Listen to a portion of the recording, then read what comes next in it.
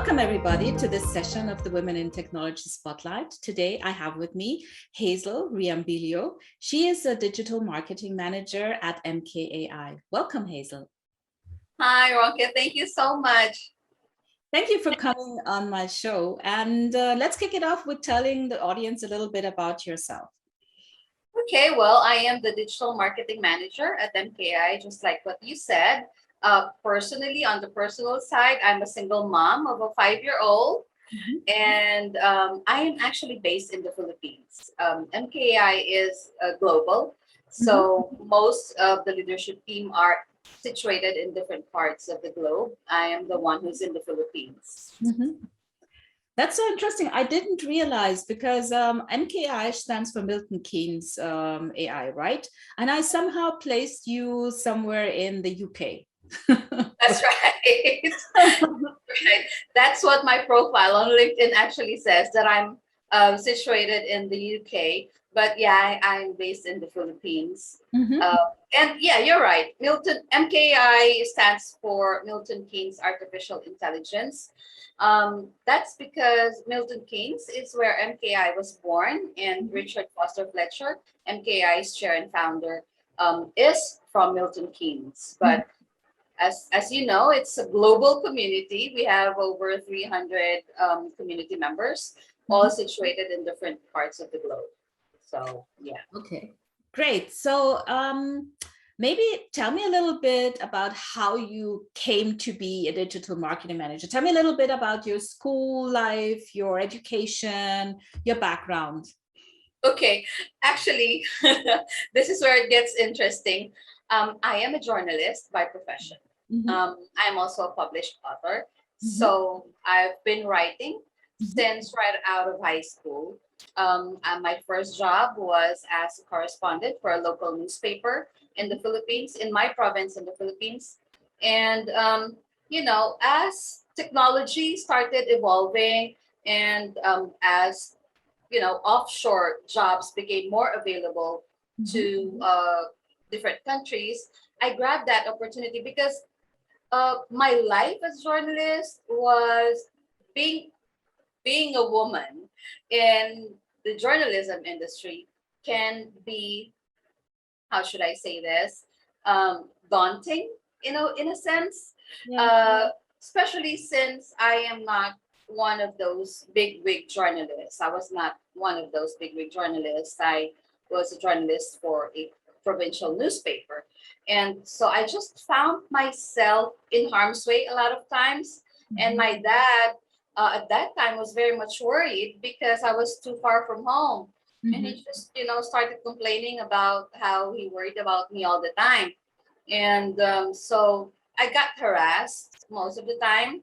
I was 19. I was very young.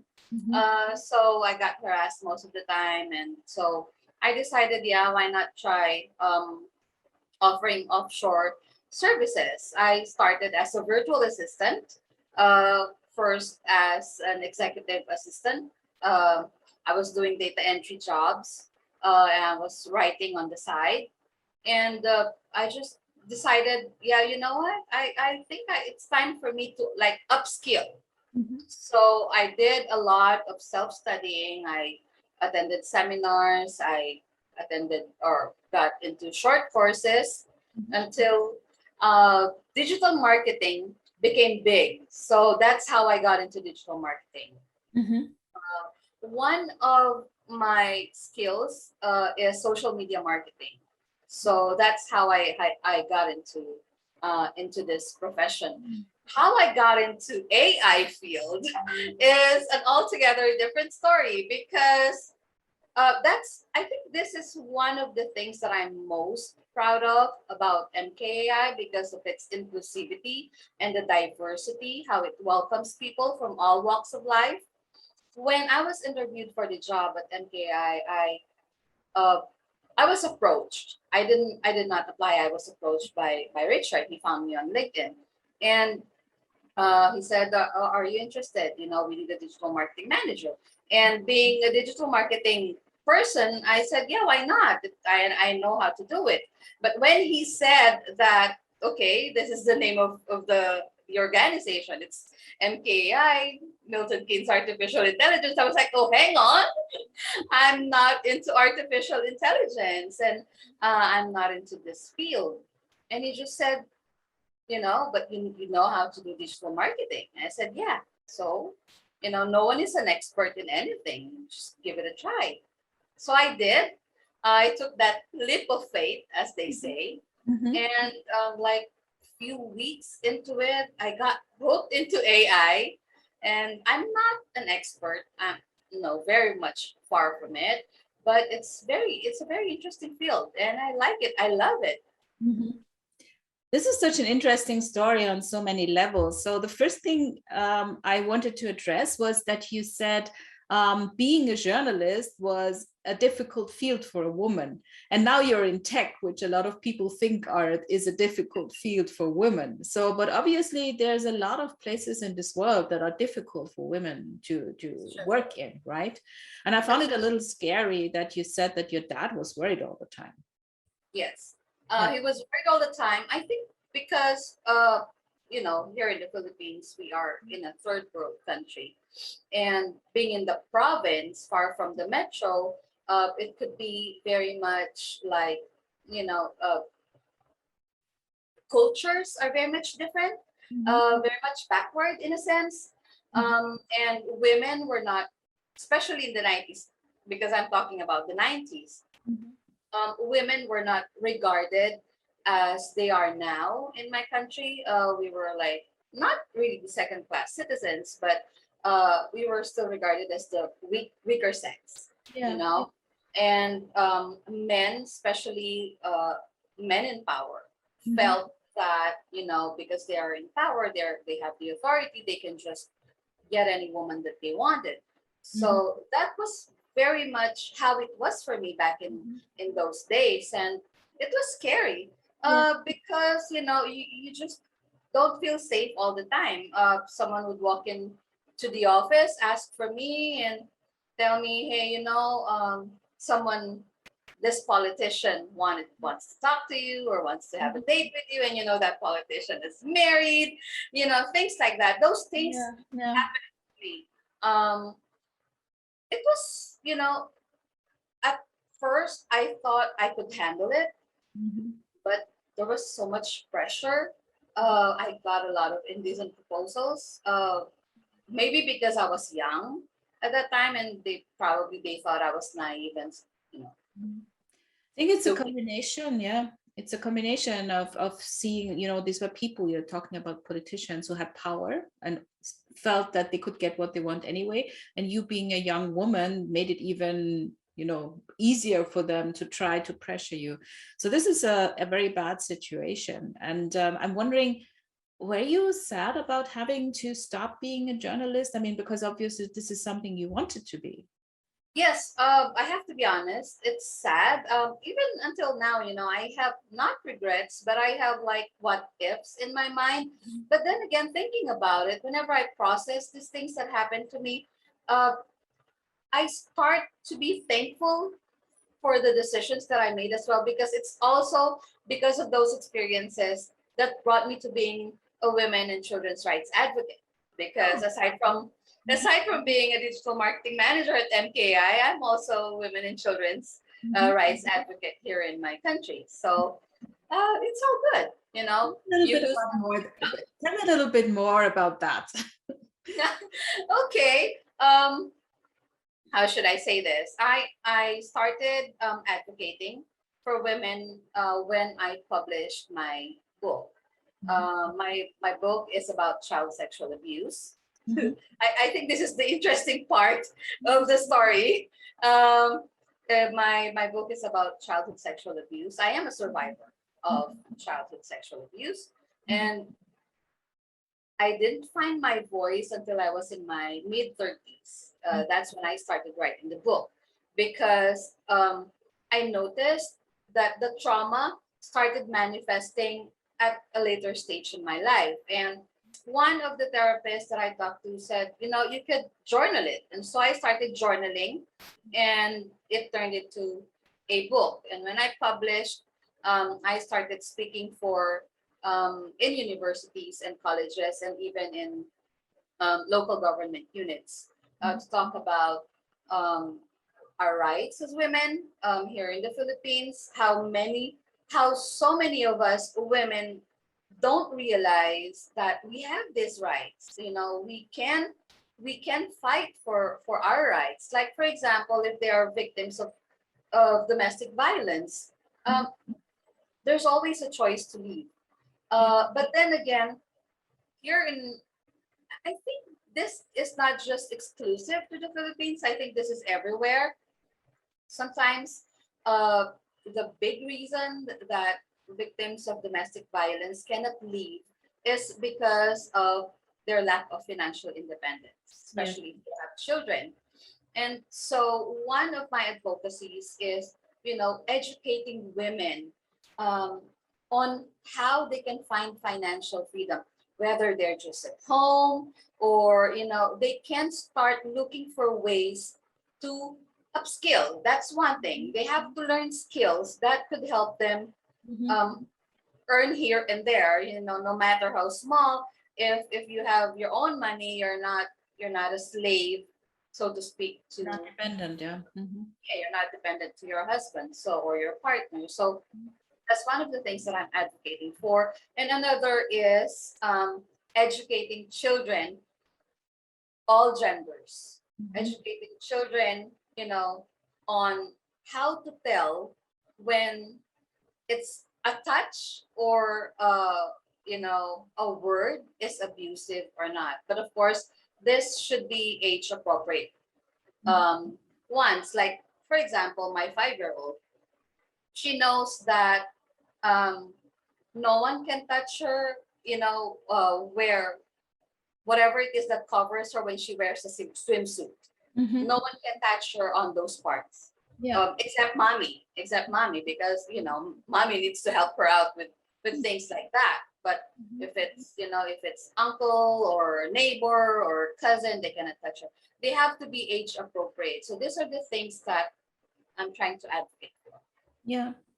This is such a strong story because I also realized that being in that situation as a journalist, as a young journalist, and being continually sexually harassed must have been quite traumatic, actually, with your history.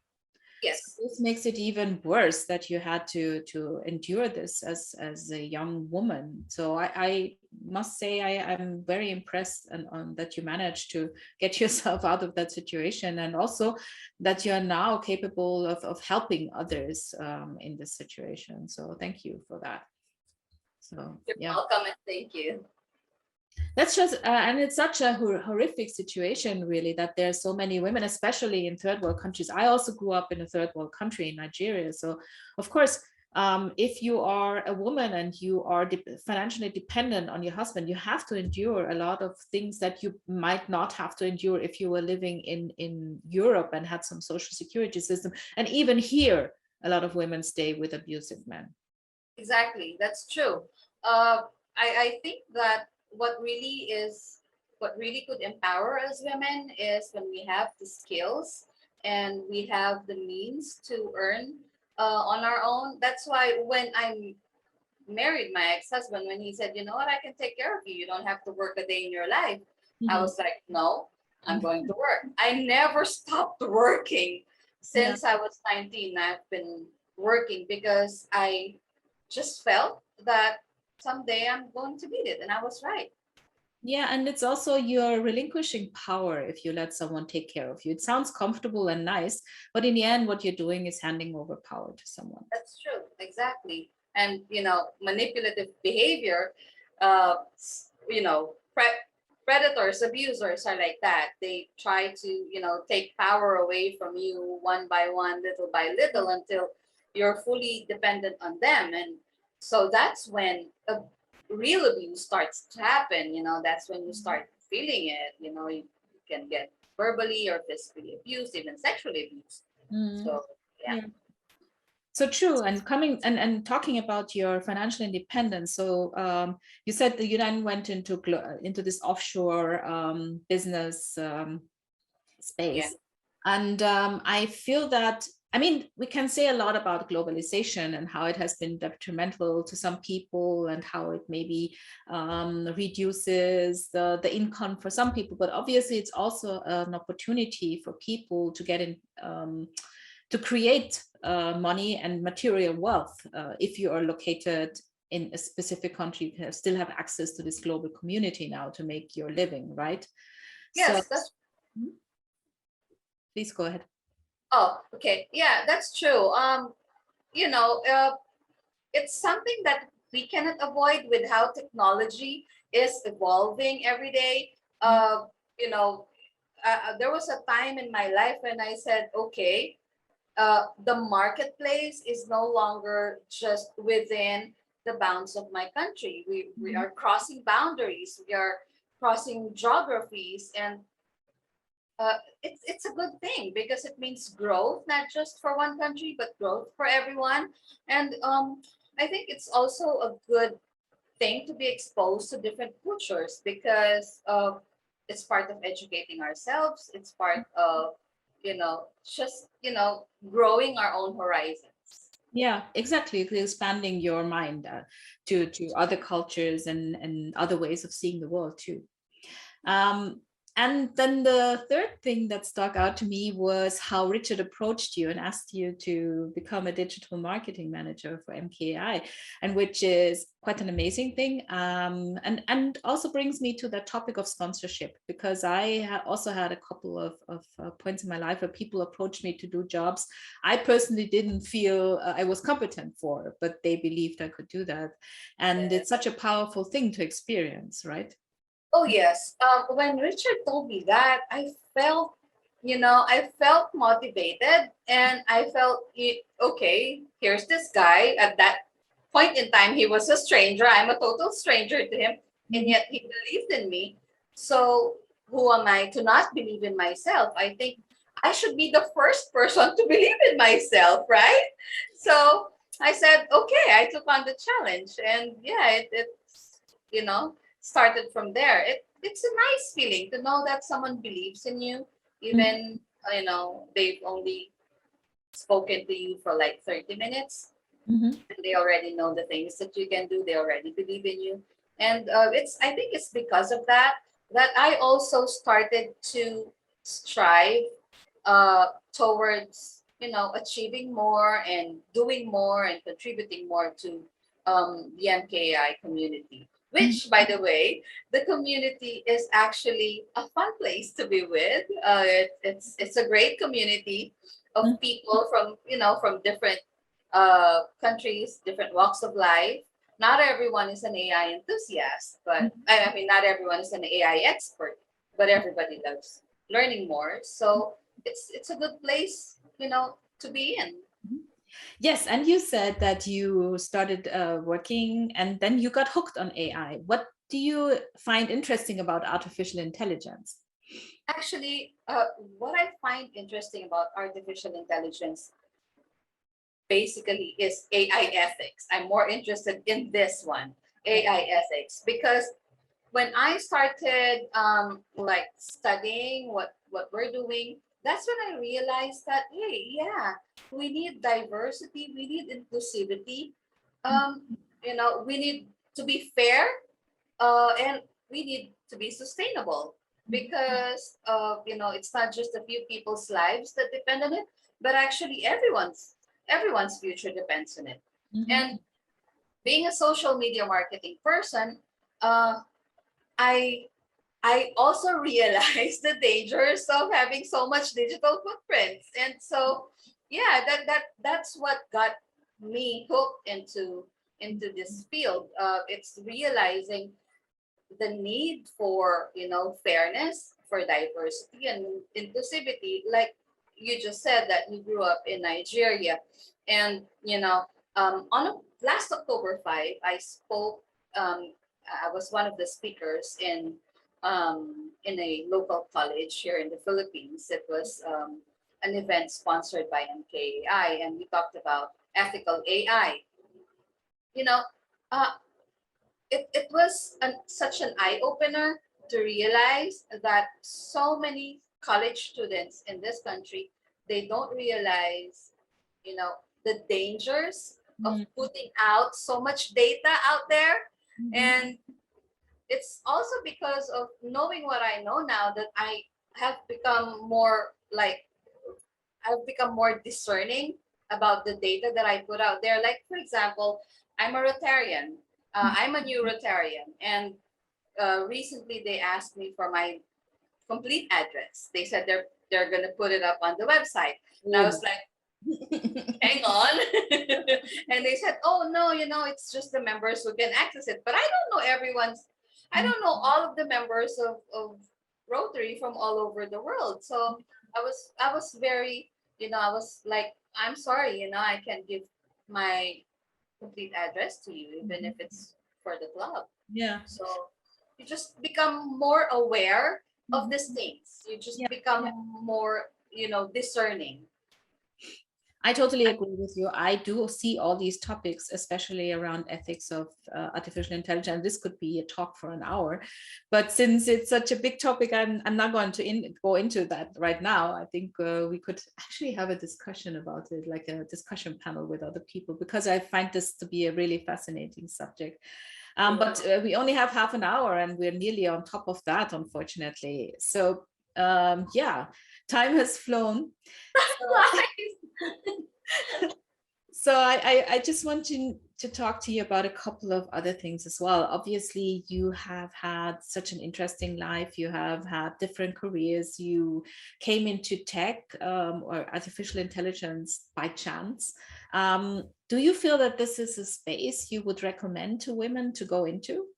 Definitely. Women are so much needed in this space. Please come. I'm inviting all the women to please, engage in this space. This is also why MKAI has the women in MKAI forums, because we wanted to reach out to as many women as possible, because we wanted them, to be included, because we want to close the gender gap. We're talking about ethical AI, and we believe that one of the ways that we can like push ethical AI and really achieve the things that we are advocating for in the AI space is by first closing the gender gap and including everyone, from different cultures, minority, majority, whatever it is, from everyone, just include everyone. And just it's so important that we achieve that in order to truly reach that level of having ethical AI, and we could all benefit from it. I agree. But apart from the fact that we need this to create a more inclusive technology, which is a big thing, in terms of the point of view of the woman who joins, what is her benefit of working in tech? I mean, I have my ideas why I like to work in tech, but what do you feel is the upside for women joining? Well, if you're one who likes challenges, this is a good space because it's a very challenging space. AI is, it could be healthcare, AI is everywhere. It's all around us in all different fields. So you can be a lawyer, you can be a psychologist, you can be an engineer, and, it's AI is everywhere, it's for everyone. So this space is very interesting for women because of the challenges that we have every day. You learn so much from it. Plus, aside from learning so much from it, you also get to realize, it's empowering. It's empowering because it's a male-dominated space, right? And to be here, to be included here, it's empowering. For a woman like me, especially me, who has really no tech background, I feel that being included and being received and being welcomed warmly by the men, it kind of removes the misconception. There's a misconception that the space is just for men, but it's really not. Women are needed, and even the men themselves, they say it. We need women, and not for anything else, but because they need our help. Yeah. Yeah. I agree. This is also true. So we both want more women to join the tech space, be it AI or other fields in tech. So if you had a young woman who was setting out on a career nowadays, what would you recommend her, or what tips would you give her on her journey? Okay. One of the things that I advised college students at Mabalacat City College when I spoke at the webinar was that you go ahead and pursue what you want. Like you wanted to be a doctor, you want to be a nurse, or you want to be a teacher. Go ahead and pursue that, but also open your doors for technology, embrace technology, and you know, aside from embracing it, keep learning from it, because so the future is, it's all about technology in the future. So Yeah. yeah, they need it. Yeah, also very true. So thank you, Hazel. Thank you for talking to me and sharing your awesome story with us. You're welcome. Thanks. Bye.